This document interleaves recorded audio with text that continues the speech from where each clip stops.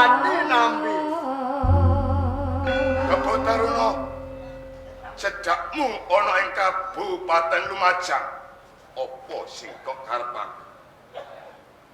Tebih saka Kraton Majapahit. Aku mundi dawuh saka Prabu Jayanegara. Jalaran saka ature saka guru ana ing Majapahit Adipati Nambi iki dina ora sowan ana ing Majapahit saktenanipun wonten wigatos menapa Pancen kabeh kuwi aku ora nganti ngerwakake kewajibanku ana ing Kraton Majapahit. Aku mbalelo saka ngersane Sun Prabu Jayanegara. cetha nek ngono kowe mbalela saka Majapahit. Pancen ora kleru Kebo Taruna. Adipati Nambi Iya kepiye? tekaku ana ing Kadipaten Lumajang. Aku iki ora kaijenan nanging kapasaran Purba lan Wasesa. Purba aku dikeparani Murba. Wasesa marang sapa wae sing wani marang Prabu Jayanegara. Aku diwenangake paring pidana. Mula saka kuwi keluput mungguhe ana ing Majapahit. Mula saka kuwi. Ayo Kebo Taruna. apa? Ora usah melok canduk lawung perkara yen kok ora kepedet kurban saka tangane. Nah, ngono. Bali ana ing Kraton Majapahit. Aku gelem bali ana ing Majapahit. Nek bisa ngrangket Nambi. Yen to rame-rame tak baratake jaringane. Ayo, bukti. Enten palagan kowe apa? Hei.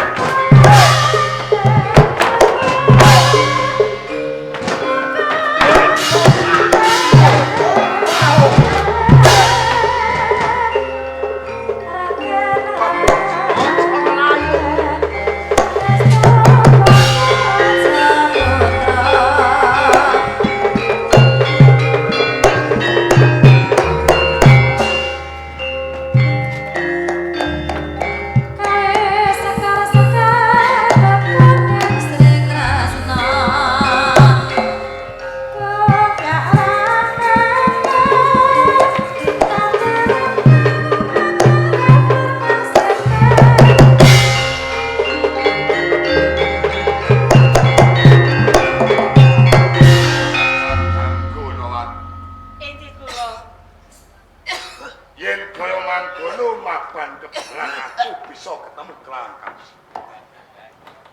Punten dalam sewu. Iya. Kok panjenengan menika ngendika mapan keleresan kepanggihan kalian kula. Amarga apa? Dikalonggani ki aku lagi. Ayo kalian perang-perang senopati saka ing Kraton Majapahit ya Kebo Taruna. Sing dherekne kepengin rangket aku kepengin nganake aku. Ora ngersani Sun Prabu Jayanegara. Mula wis kadangku senajan kawujudan bocah padon ning wanita pejulit aku njaluk ingetmu sak tetes adep ana Kebo Taruna. Nanging Kados pundi? yen to Kebo Taruna ngerti lambe sing menger-menger bokong sing semok dene bakal luluh atine. Aku njaluk supaya kowe bisa atine kelawan Kebo Taruna. Yen kersa panjenengan kados ngaten nggih. Kula ingkang saged nglampahi. Sing hati-hati. Ngesaken Tak wasi sok aku. monggo.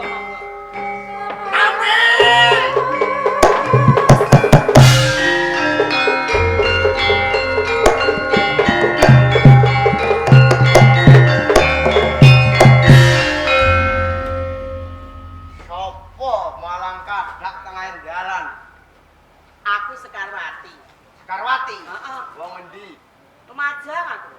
Esuk-esuk tengah dalan. Kowe to sing karan Kebo Taruna. Aku Kebo Taruna. Layak to layak. Yen mlaku mbok yo inget-inget ratane. Kok ngingeti Oh, ratan? aku iki mesakno karo kowe mengko yen ana wedan gedhe, terus kowe kejeblok apa ya ora pecah sirahmu. Kejebol tak blekno kowe. Lah kok bisa? Ya bisa. Aku mau ngelingke karo kowe. Kok karep apa kok malah kadak tanggalan? Kok arep apa aku arep ngelingke karo kowe. Aku ora lali yo mbok elingke. Kowe iki duwe lali, yen ora duwe lali ora bakal tak elingno. Oh, ora lali kok mbok elingke. Apa karepmu? Aku rasa mbok elingke.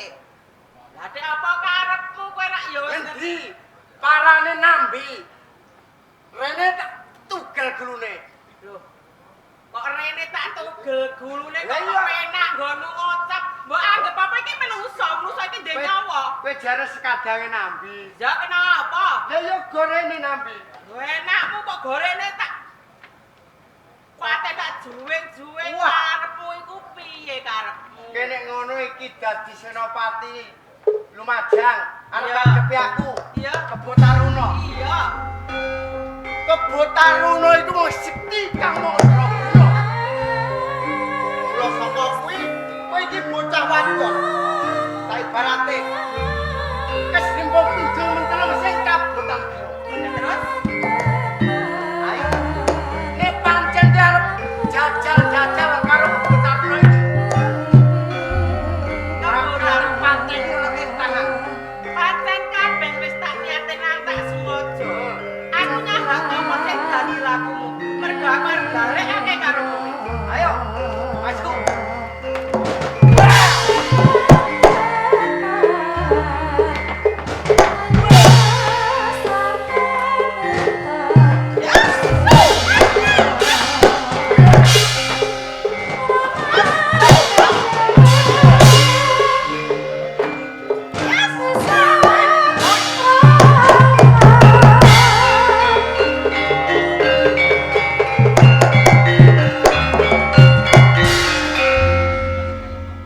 Apa Kejuk mateni saiki apa sesuk?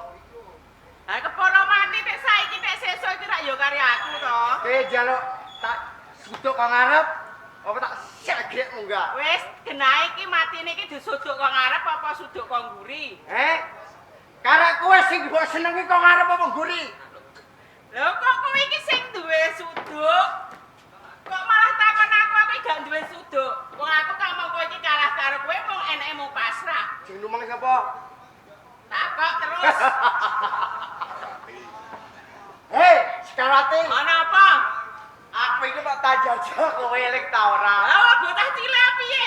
Ketoke mbok urek beken boy. Ora kurang iki ora makan. Bukan iki lho. Iki ora makan iki apa iki? Iki iso apa ora? Jinggo tak kira mangan nulis. Lho jigrok turu. Iki tak bondo. Ana apa? Ki saiki nek gak gelem tak pateni kowe kudu manut karo aku. Manut karo kowe. Heh. Aku rak wis kandha bola-bali. Wong aku wis kalah karo kowe wong eneke mung pasrah. Lah iya. Apa-apake aku ya gelem. Yen kowe gelem, kowe iki dina gelem dadi bojoku.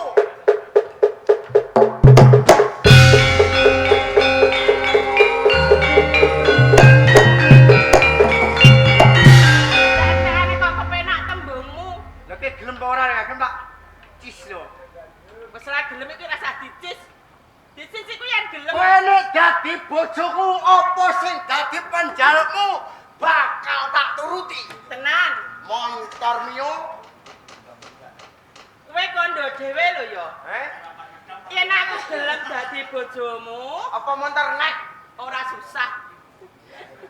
Montor nek gak tak munggah kudu bayi. Kowe aja ngino mantan nek ora kelar munggah. Ki gelem ora? Kowe kandha dhewe yen Ah. nuruti apa dadi karepmu njaluk apa ae mbok Tak turuti. turuti montor ora mundut. Mudune lintang karo rembulan. Ya, aku gelem nuruti apa sing dadi karepmu. Ning aku njaluk bedahe Majapahit. Bedhae Majapahit.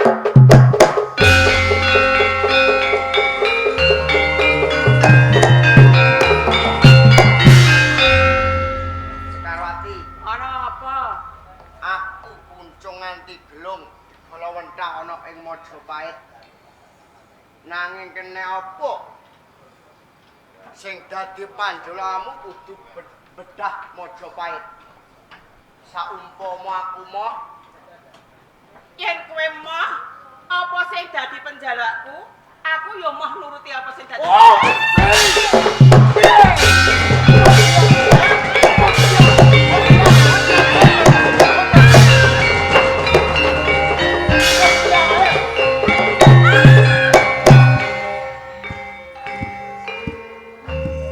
Kowe iki aja wadon ucap-ucapo kang ngomong. Aku iki someng. Aku Senopati Majapahit. Aku ngerti. Aku ngerti yen kowe Senopati Majapahit ning kowe wis ngandhakake dhewe. Uga kowe wis dijadi aku yen gelem menuruti apa sing dadi karepmu. Kowe sago menyangkani apa sing dadi kekarepanku. Mula yen kowe ra sago apa sing dadi penjalukku tak kira ora bakal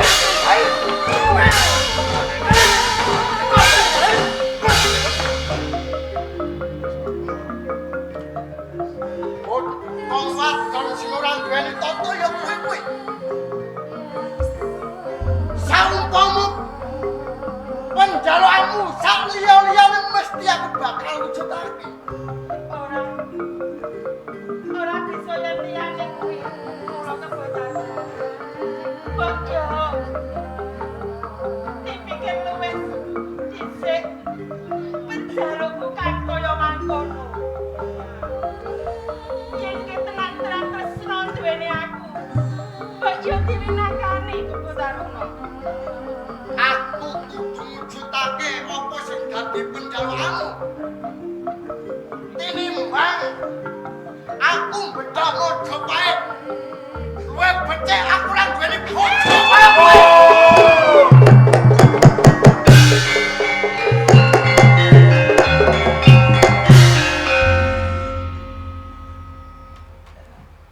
Apa nabi? Kebutan. Kepiye? Kowe arep nyegani kelawan sekadang. Ya, Yo, Putaruna. Bisa kemateni kelawan sekadang ku sekarwati. Ora mung sekarwati. Aku ku saguh mepateni. Ayo maju. Engko dhisik. Sadurunge kowe mateni aku sakloron, sadurunge aku bakal ndongeng kowe. Kowe arep dongeng Dirungokno. sadurunge mati. Yo, Age-age dongengo, rampunge dongeng. Kowe sakloron balak tugel belum. rungokke. Aku bakal ndongeng kowe dhisik. Ana 20 taun sing wis kepungkur. Ana ing kraton Majapahit ana jemenangan Patih Hamengkubumi. Ora ana liya kang dadi yo nambi aku. Nanging nang kono ana saka guru sing ra nyarujuki. Yaiku Ranggalawe Tuban. Nganti Ranggalawe Tuban balelo ngersani Sun Prabu Janegara. Sun Prabu Janegara wisuda senopati perang. Aku lak kraton Majapahit kebo anak brang. Nang kono kendhobo anak brang sabelo kelawan nambi. Ranggalawe kebo anak brang ndadekake pasulayan perang gede-gedenan ana ing Tambak Bras. Ana ing kali Tambak Bras kuwi kebo anak brang sakmenane dhek ninggalake anak, ninggalake bojo sing legawe, lagi wae ngarbeni sapatine Ranggalawe. Saktenane kuwi ora pati sarana karo anak brang. Gusti. Ora sampyuk iku ora. Nanging patine benabrang ki ana sing mateni, ana sing renak. Kebo Anabrang mati iki ana pawongan sing renah. Iya. Banjur sapa? Sapatine Bon Anabrang mbarengi laire ponang bayi ya putrane Anabrang. Sing saiki udakara 20 taun, sing dhewekne mapane ana ing kraton Majapahit. Saiki seksang Iya. sapa iku? Kepen manten. Heh. Ora ana liya Ya mung kowe dhewe. Aku dhewe.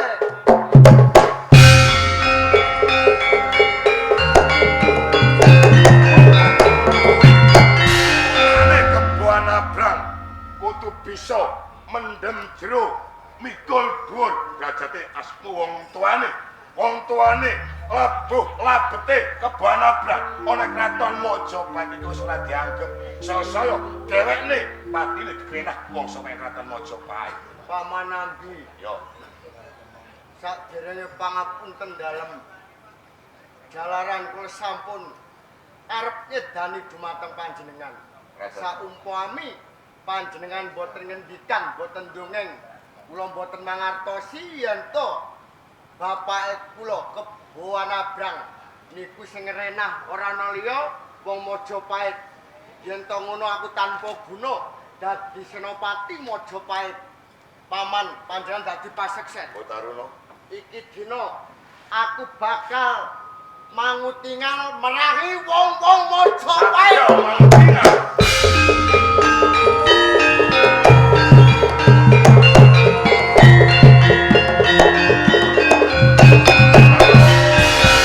Kowe kepen merangi wong saka kraton Majapahit. Iya, aku bakal mapan manggon sak burimu. Ngaten-ngaten nyuwun pandonganipun paman. Wong Majapahit, iki lho Kebo Taruna Majapahit. Ayo. Kasih semangat.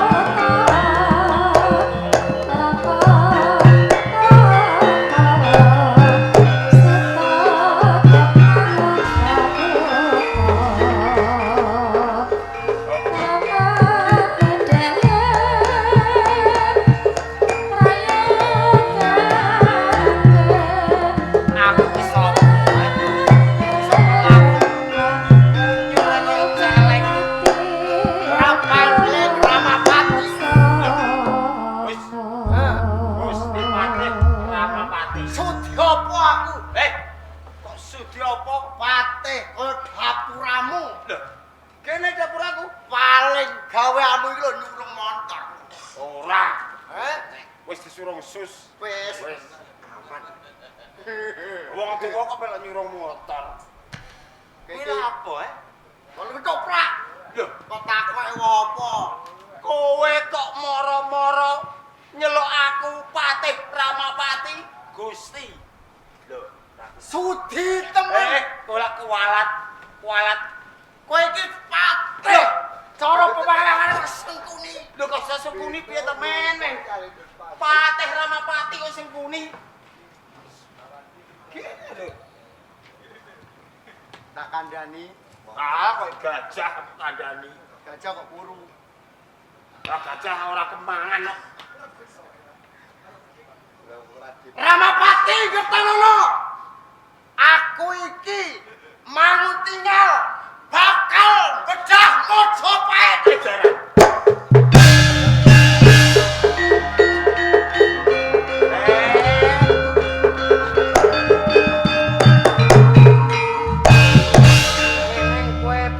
Majapahit kowe kudu mati ana ing tanganku. Ah, mati gelem.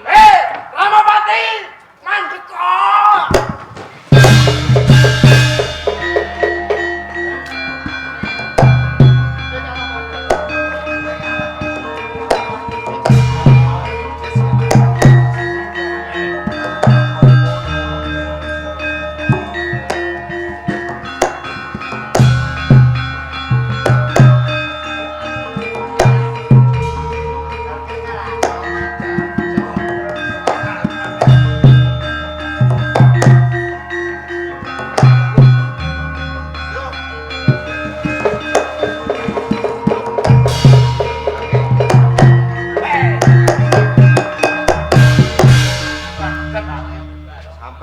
gampang jubul.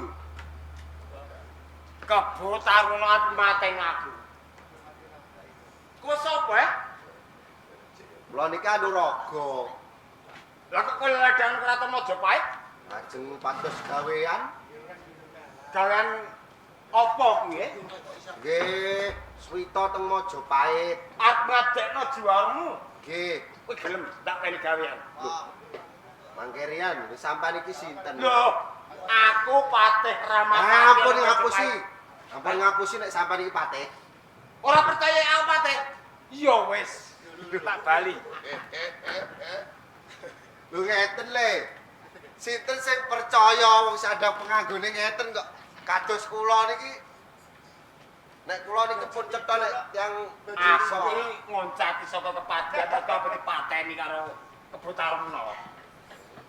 Lah paling sampean salah. Salah ngerti. Sampean gadah Kebo lupa. Taruna iku mbalelo. Bakal merangi wong Majapahit, bakal bedak Praja Majapahit.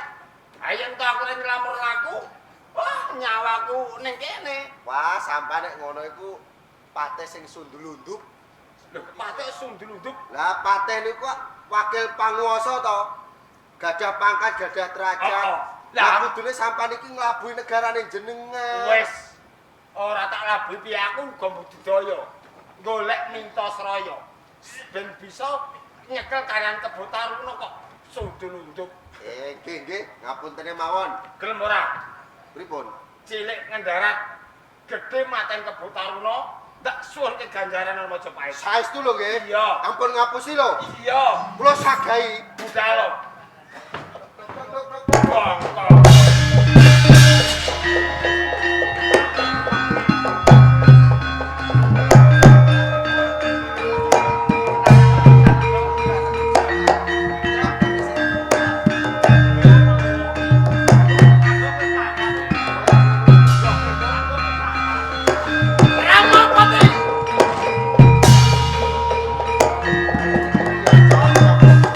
Nggih mangi ngapusi aku ya. Sandangane ireng kok ngapusi. Sapa Gus grenang-greneng ning tengah dalan kaya wong gendeng kowe. Anuraga. Anuraga. Anuraga wong Iki ndi? jenengku. Wong Kleang Barat Kabur Kanginan. Ora ndek papan gunung. Anuraga. Sampeyan iki sapa? Aku Kebo Taruna. Loh! Gak usah kaget. Piye ki lho? Lagi pisan iki krungu kok ora lah kaget. Oh jebul Kebo Taruna iki kowe to.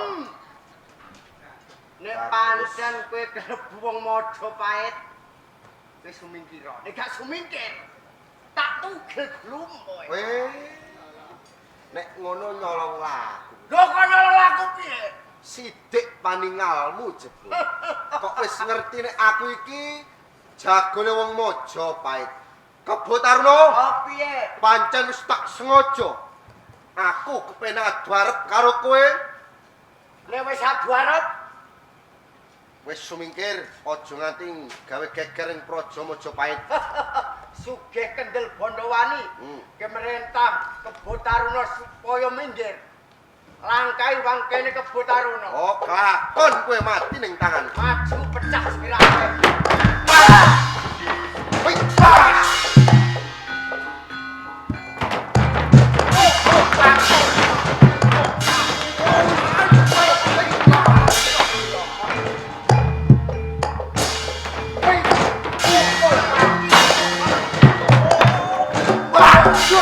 Ora melayu mati to.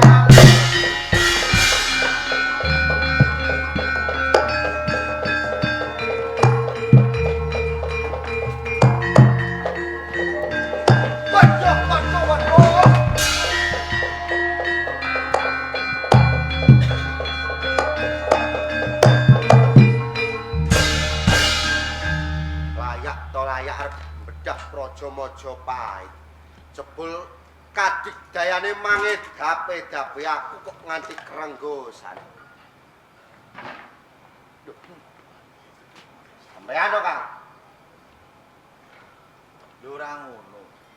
Aku kok gumun karo dulurku lanang. Kok gumun perkarane apa? biyen ngandakno kepengin Majapahit. Arep golek gawean. Ngabdi ning Majapahit. Lho nene tak waspadake kok blayon esuk-esuk koyo cah cilik. Ambekane Senin Kemis kringete sak jagung-jagung. Oh, sampeyan iki pripun? Lho iki mang bodoni bapak guru apa? Lah kok bodho niki pripun? Ning nyatane iki ning tengah alas kok pelayon blitak. Ngene lho, Kang. Aku iki wis kelakon ning Majapahit. Wis teko kelakon cedhak Majapahit. Aku ngaturno nek aku iki kepengin suwita. Kepengin Swita Majapahit ditampa apa? Iki ditampa ya urung. Ditampik uga ora. Iya. Lho, mergo aku iki dikai jejiban nek iso aku mungkasi karya, aku ditampa dadi Senopati Majapahit. Lah kok terus blayon ning tengah alas? Apa kowe mau ora iso mungkasi karya? Babar pisan aku ora iso. Aku adu atos sing balung kandeling kulit. Aku kalah Karo sapa kok iso ngalahno kowe? karo Kebo Taruna sing biyen iki Senopati Majapahit. Leh ning saiki wis mangro tinggal. Kebo Taruna mangul tinggal merangi Majapahit, kowe jagone wong Majapahit. Aku jagone Kowe wong kalah. Majapahit, aku kalah. Lho kowe iki anak murid sing pinujul.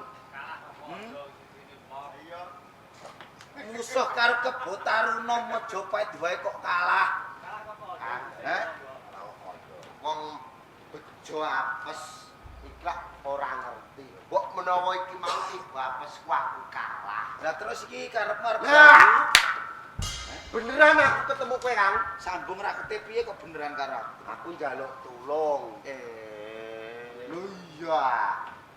Kowe arep njaluk tulung karo aku. Lah kowe wis tak kaya adikku lho, Kang. Mbok yo kowe iki mesakno karo aku. Di Anuraga. Yo iki sing tak anti-anti tak impi-impi. Adimu wis kok wenehke aku.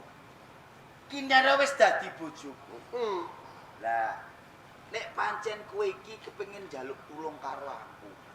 Saya-saya iki seneng banget sak jroning atiku upama aku iso bebantulan dulurku lanang. Lah ora usah kuwatir. Iki dina ora usah bali ning pertapan. Bareng-bareng cedhak Majapahit. Ya, ngundurna si Kebo Taruna supaya ora gawe geger Majapahit. Kulawat-awat iki. Ora iso. Wis dadi. Jangan coba. Kowe ape lapna? Rumangsa iki kok erah ae. biasane ora tok aku bereng. Kok iki tok aku kok. Paling-paling gak wani dulure. Mateni wong. Ya wis, karepe sampean koyo ngono. Aku gelem ngetutke kowe kok nguri. Janjimu to. Janji sing dina aku tau janji kok. Kowe kudune kelingan karo janjimu. Aku ora tau janji, aku janji Ana apa? muktiku kowe melu mukti. Mateni. Ana mulyaku kowe melu mulya. Ana rekasaku nek iso kowe aja melu rekasa di wong rekoso. Ngono. Ning sing tak jaluk ben nangko iki awak dhewe ngantek bar, aku aja tinggal ya. Ora. Tinggal aku ora wani mulai. Kowe sateran. Aku ngene dhewe. Ayo gecak perang Majapahit.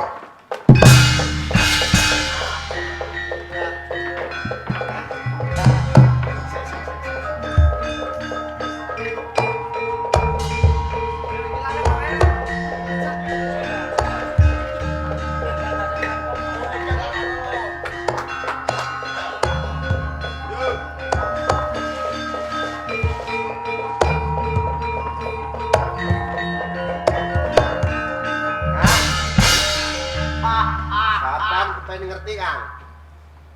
Sing jenenge Kebo Taruna. Sing jenenge Kebo Taruna iki dapurane kaya iki. Lho kowe karo cah iki kalah. Wah, kalah aku. Semangat. Lho ketoprakne gak cah telu ngene iki tak piye. Jek asal karo cah telu. Halo Raga. Halo apa? Perang kaya bocah cilik wingi sore orongan dedel kulite matu kowe. Aku mlayu teges kalah karo kowe ngono ora? Apa? Ning aku golek papan sing pas kanggo nugel gulumu. Alah. sumbar kok kaduan maju tak pateni. Lho nek kowe wani karo aku, langkono mangkene dulur lanang. Loh. Piye pisan kas bae? Lah iya. Lho nek kowe wani karo aku, langkono mangkene dulur lanang. Anggap aku ya sorokno patiku piye? Piye lah Kang? Kok seneng nek adine rondo seneng, heh? Ora kok. Wis sampane sing ngadepi. Sing halus ngono lho. Kowe mek jago. Iki aku yang jago. Ndi jagung? Jago kae. Ayo, nek wani kon rene jagung. Ayo, nek pancen kene jago-jagomu ndi? Kon munggah rene. Jagoku mergawe. Iki sing jeneng Kebo Taruna. Kebo Taruna, Kang. Apa pancen bener kowe sing aran Kebo Taruna? Ora tak selai iki lho Kebo Taruna. Kinarya mbiyen Senopati Abdullah Majapahit. Bener. Wondene saiki mangul tinggal meraih wong Majapahit. Iya. Kebo Taruna. Kepiye? Sekadang ku Anuraga tandeng Yosulan kowe mundur saka pabaratan. Rumangsa aku iki dadi dulure sikep Anuraga, aku bakal bebantu bebelolan Anuraga. Ayo, nek pancen kowe arep sabelo marang Anuraga, teter karo Kebo Taruna kowe apa aku sing kalah? Adek jejeg tak jajal tak ayo joget to iki dilak kendang Kowe dodol tak ayo hantik pilih.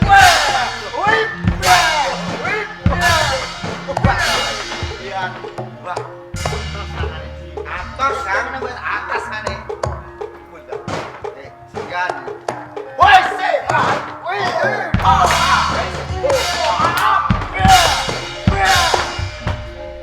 mati yo tanganmu. Gas. Ayo. Ya.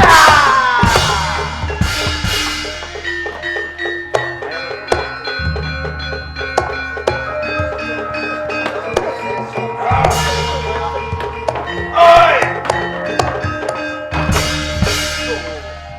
Weneh iki cah. Kebo Taruna. Iki mati apa-apa? Wis mati wis. Mati wis. Aku niki. Pokoke wis karek iki pokoke. Aduh, ati. Niki. Mati jelek.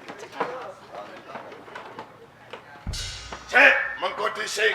Kowe sak loro sapa sing wani matekan Kebo Taruna? Sing mateni iki lho Anuraga. Apa sih? Kene perang nang kene tak ndek rono. Ora iso. Ora iso. Ora kena. Aku tak lawani guri makun. Anuraga, sini. Ratekan. Ratakan. Nganti kowe tegel mentolo mateni kelawan Kebo Taruna. Jalaran dene wis wani mangro tengal arep bedah Praja Majapahit. Yen to mangkono padha semono aku. Aku kok kepen bedah Praja Majapahit. Aku nambi. Oh, nek ngono menungso sing gecah roh nyidam pati. Ora kleri. Sing ati-ati. Katone iki pawongane sing pinujul pilih bobot pilih tanding. Aku ora bakal mundur sak jaga mengadepi keosak loro. Setan. Wah! Woi, ses. Oh, wah. Oh, Ndak ono. oi. Oi. Wah! Jangan aku ora sendiri. Gas. Oh, wah. Oh, Woi!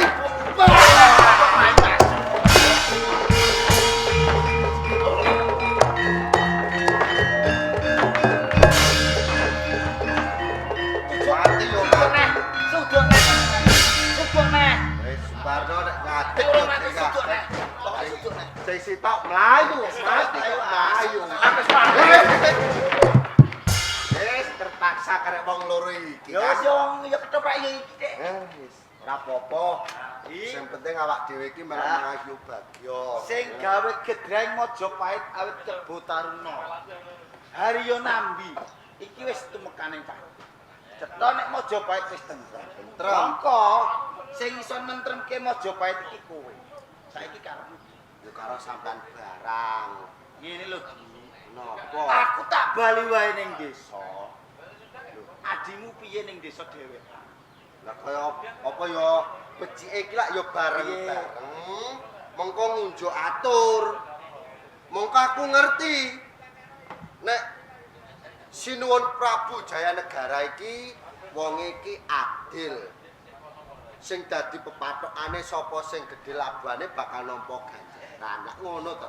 Nek karepmu kaya ngono, ora kabotan ning semono ya. Upama kowe mukti ning Majapahit, aku mukti ning Majapahit. Aku tak bali dhisik ning desa. Aku tak kondolan bapakku karo bojoku ya Adi. Tak boyong ning Majapahit ben melu muk. Ngono. Kowe katremo ning Majapahit. Ini ya, Kak. Rening bareng-bareng iki padha pamitan. Ya karo Bapak Hamengku Gati. Dimen kabeh mau besok kali sambikala. Tundhoning keluarga Agung Trimanggala Budaya iki tansah slamet nganti temekaning Balewisma dhewe-dhewe. Ora beda kaya tining bapak sing Hamangku Gati.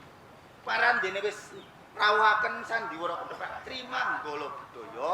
Muga-muga Bapak Hamangku Gati rezekine turah-turah. Amin. Blawah-blawah, Amin. ora sandang pangan, dienggo apa wae luwih.